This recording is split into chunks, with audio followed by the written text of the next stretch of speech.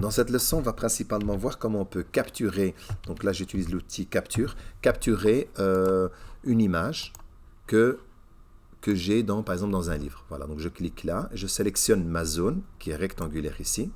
Voilà, donc là elle fonctionne parfaitement. Le fait d'avoir uniquement capturé, au fait en réalité quelque part il a déjà fait un copier. Il n'y a même pas besoin de cliquer sur copier. Preuve en est, je vais dans mon PowerPoint, donc celui-ci, et là je vais ici me mettre sur une nouvelle page, je vais insérer une nouvelle diapositive.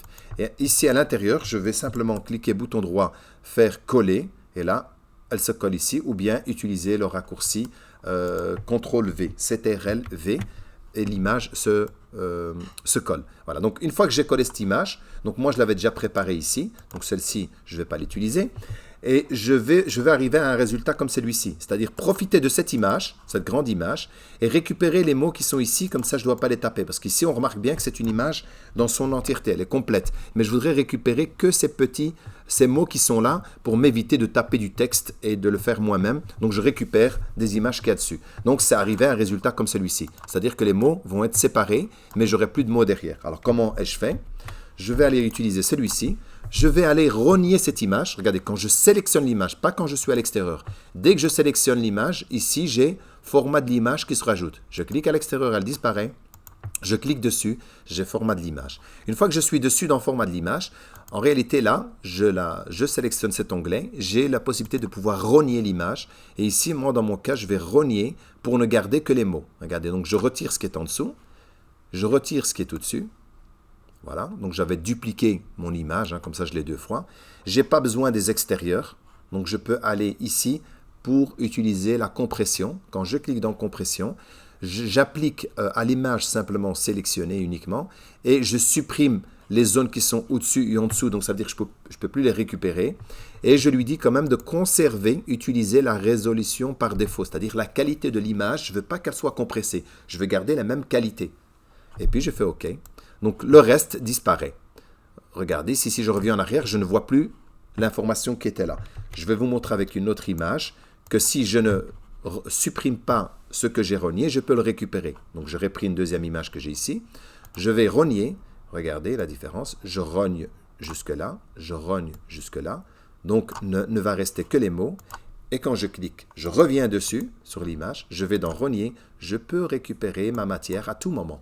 Voilà la différence entre les deux. Hein.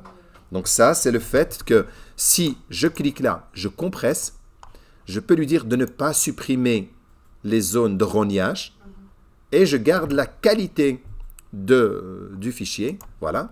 Et regardez, si je reviens là, je viens d'en rogner, je peux toujours récupérer la matière que j'avais. Imaginons que je me dis, bah, tiens, j'en ai besoin pour une deuxième image, etc. Ça va? Donc voilà. Donc dans mon objectif ici, comme je l'ai déjà fait dans l'autre image, ici, je reviens là. Alors, une fois que j'ai rogné ceci, mon objectif maintenant, c'est de couper les mots qui sont ici, rogner en autant de mots qu'il y a. Donc, il y en a 1, 2, 3, 4, 5, 6. Je vais utiliser toujours l'outil rognage. Donc, je vais déjà rogner cette partie-là parce que jusque-là, comme ça, j'ai cette partie. Et je vais dupliquer cette image autant de mots, de fois qu'il y a de mots. Il y en a 6. Je vais, bouton droit, je fais copier ici. Encore copier ici. Copier ici. Copier ici, pour vous, ça ne donne pas une impression que j'ai copié, mais j'ai copié. Attendez, hop, regardez, la preuve, elles sont derrière, hein, vous voyez? Ils sont bien derrière, hein. Voilà, j'en ai déjà 4 là, ça c'est l'original, ouais, ça c'est l'original. Et je vais encore continuer, il m'en faut encore 2, copier ici. Ou bien, vous sélectionnez, CTRL-C, CTRL-C, CTRL-V, ça revient en même. Donc voilà. Et alors là, vous les avez tous les mots, enfin vous les avez 6 fois, et je vais maintenant rogner pour ne garder que les mots. Regardez comment je fais. Je prends le premier, je le rogne. Je vais garder que le premier mot. Je n'ai rien besoin, je n'ai pas besoin le reste. Ça, j'en ai pas besoin. Je vais dans la compression. Moi, je vais quand même supprimer la matière. Comme ça, le fichier n'est pas lourd et j'en ai pas besoin. Je vais garder que le mot. Je garde quand même la bonne résolution. Et voilà, donc lui, c'est le mot tout seul. Je prends le deuxième. Je vais rogner le suivant. Je garde que le deuxième mot. Voilà. C'est une manière pour vous éviter de l'écrire, parce qu'en arabe, ce n'est pas aussi facile que d'aller l'écrire comme en français, on peut taper avec le clavier, que l'arabe, on peut le taper, mais ça prend un peu plus de temps pour mettre les voyelles dessus. Je prends le suivant, et là, je pense que vous avez compris le système, c'est-à-dire que je vais devoir le faire pour toutes les images. Voilà. je vais compresser. Voilà, je vais faire les 3 dernières. Je run jusque là.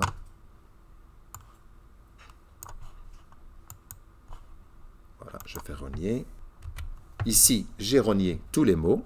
Et maintenant, il me suffit simplement de me dire, tiens, je sélectionne toute la zone, comme on l'avait vu dans les autres vidéos précédentes, dans lesquelles j'utilise toujours dans le format de l'image. Et là, je vais aller utiliser l'alignement. Ici, donc là, j'ai alignement. Et je peux leur demander de les centrer tous de manière horizontale et de les aligner tous en haut. Voilà. Et distribuer. Par exemple, si celui-ci était plus loin, attendez, parce que là j'ai tout sélectionné. Si celui-là était par exemple un peu plus loin, etc. Pour dire qu'elles soient bien alignées toutes, les écarts qui sont là, je vais ici et je peux dire distribuer sur horizontal. Vous voyez? Donc là, elles sont bien l'une à côté de l'autre. Et comme je les ai déjà toutes coupées comme ça, je peux les copier, celles-ci, et aller les coller à l'endroit où je désire. C'est-à-dire que par exemple, moi ici, cette image qui est complète, voilà. Moi, les mots qui sont ici, je vais renier cette image-là. Je n'ai pas besoin de... Voilà. Je n'ai pas besoin de ce qui est au-dessus. Je garde que le bas. Le bas, j'en ai besoin. Voilà. Je vais CTRL-C, CTRL-V. Je duplique la même. Mais pourquoi j'ai dupliqué la même? Parce que moi, dans celle-ci, je vais faire le contraire. J'ai besoin du titre, mais je n'ai pas besoin de tout ce qui est en dessous. Vous avez compris? Donc, j'ai gardé le titre. Voilà. Là, j'ai gardé le titre. Et là, j'ai gardé, voilà, j'ai rogné. Et je vais reprendre mes fameux mots qui sont ici. Je sélectionne tous mes mots là. Je fais un copier-coller, donc bouton droit. Non, ça c'est copier ici. Attendez, je vais aller, c'est mieux ici. Moi, j'utilise toujours les raccourcis. Alors, voilà, ici, là, ici. Copier, ça c'est le fait de copier. Le raccourci, c'est CTRL plus C. Je l'ai copié. Je viens ici. Et là, je n'ai plus qu'à le coller. Et tous les mots sont là. Comme ils sont déjà tous sélectionnés, je profite de les faire descendre tous en même temps parce qu'ils sont tous bien sélectionnés. Et je viens placer mes mots. Donc du coup, maintenant, en réalité, j'ai séparé mes mots. Regardez, il n'y a rien derrière.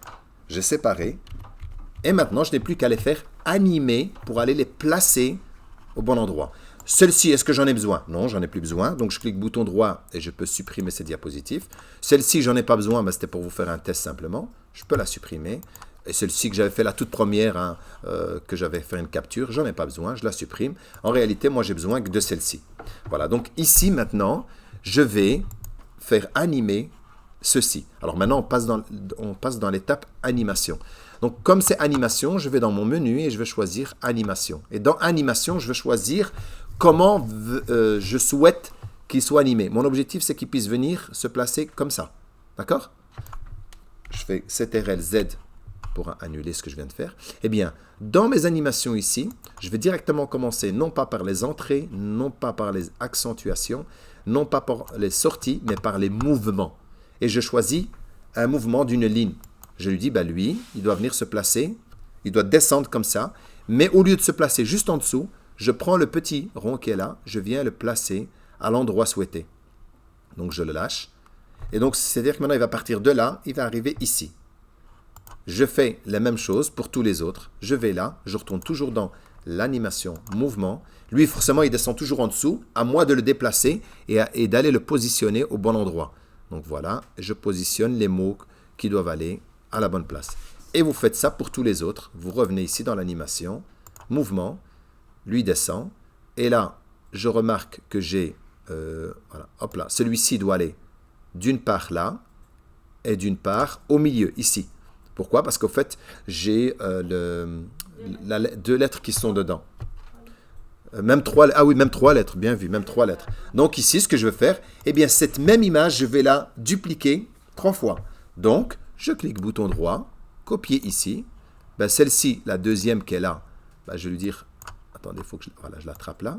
Je vais lui dire, je vais la mettre ici, parce qu'elle va là aussi. Et je vais encore la dupliquer. Attention, quand elle s'est dupliquée ici, elle est un petit peu descendue. Donc, je la remonte pour qu'elle se place bien. Et je m'assure, bien sûr, que celle-ci, elle est bien positionnée. D'accord? Voilà. Et je reprends celle-ci. 3 fois, c'est vrai que c'est 3 fois. Copier. Et celle-ci, pareil. Donc, je vais la remettre au-dessus de l'autre. Tant qu'elle cache l'autre, c'est bon. Hein, voilà. Et je reprends le mouvement de celle-là que je vais aller placer ici. Donc celle-ci se place 3 fois. J'aurais dû commencer peut-être par la première, puis la deuxième, mais bon, à la rigueur, c'est pas bien grave. L'objectif, c'est de montrer que les mots vont dans les 3. Et puis, je continue pour cette lettre qu'elle va ici à la 3e. Je fais les mêmes choses, donc je reviens dans mes animations, mouvements. Elle descend juste en dessous. Je l'attrape, le petit rond, je viens le placer. Oui, ici, j'ai rien mis. Non, si j'ai mis. Non, j'ai rien mis, voilà. Je la place là, et je prends ainsi de suite toutes les autres qui sont ici. Bien sûr, vous avez compris le système. Comme celle-ci, il y a la lettre L et la lettre Tsa, donc ça veut dire qu'elle va aussi bien dans la première et dans la deuxième. Donc, je vais la faire le mouvement 2 fois. Je clique ici. Le mouvement, elle descend juste ici. Moi, je vais la déplacer pour aller la positionner ici, dans la première. Et je vais cliquer bouton droit, copier ici.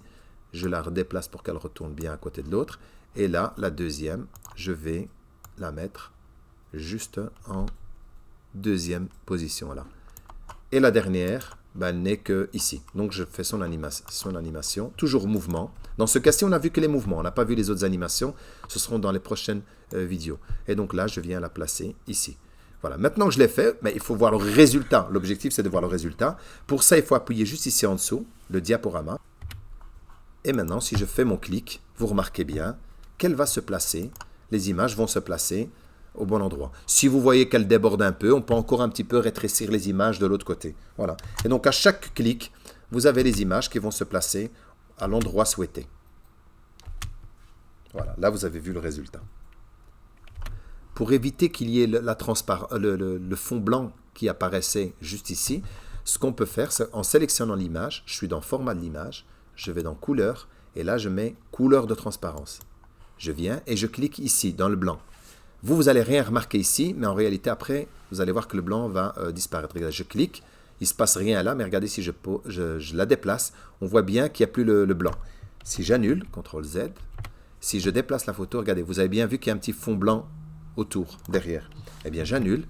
Comment je fais? Je viens donc dans Format d'image, Couleur, Couleur de transparence. Je clique une fois là, et maintenant, regardez, quand je la déplace, il y a bien une transparence. Et là, vous le faites pour toutes les autres. Vous cliquez là-dessus, vous venez là, couleur de transparence, vous cliquez ici. Ça, c'est à la condition que la couleur qui est derrière comme fond est unique, pas un dégradé. Parce que dégradé va retirer un peu, mais pas tout. Donc là, après, il y a d'autres astuces, bien sûr, pour retirer les autres. Voilà, je clique là. Il y en a encore une derrière, vous avez remarqué. Pourquoi? Parce que j'avais une autre image qui est là. Je la prends, je fais la même chose, parce que j'en avais 3 fois ici. Hein. Je clique, je remarque qu'il y en a encore une derrière. Je clique sur celle-ci, je reviens là, couleur de transparence. Voilà, et je pense que là, elles sont toutes faites. Maintenant, je n'ai plus qu'à ramener cela pour bien cacher. Là, il faut vraiment ramener l'autre dessus maintenant, hein, comme il faut. Hein. Ouais, vous pouvez aussi bouger avec les petites flèches voilà, du clavier gauche-droite pour qu'elles viennent vraiment cacher l'autre. D'accord? Voilà, et vous faites les mêmes choses pour toutes les autres. Donc, couleur, transparence, je clique. Et c'est bon, ici, je crois qu'il n'y en avait qu'une. Oui, effectivement, il n'y en avait qu'une. Et je continue pour toutes les autres. Là, bien sûr, vous avez compris le principe. Vous n'avez plus qu'à le faire pour toutes les images. Je vais simplement lancer le PowerPoint pour montrer pour toutes celles qui sont faites que ça fonctionne bien. Et voilà. Là, on remarque qu'on voit bien la transparence. C'est beaucoup plus clair. Voilà. Tant que le fond est bien sûr bien uni. Hein. Voilà, regardez, vous voyez, c'est super comme ça. Ça donne une impression qu'on a fait le mot. Celle-ci, c'est celle que je n'ai pas faite. Ben voilà, comme ça, vous voyez un peu la différence.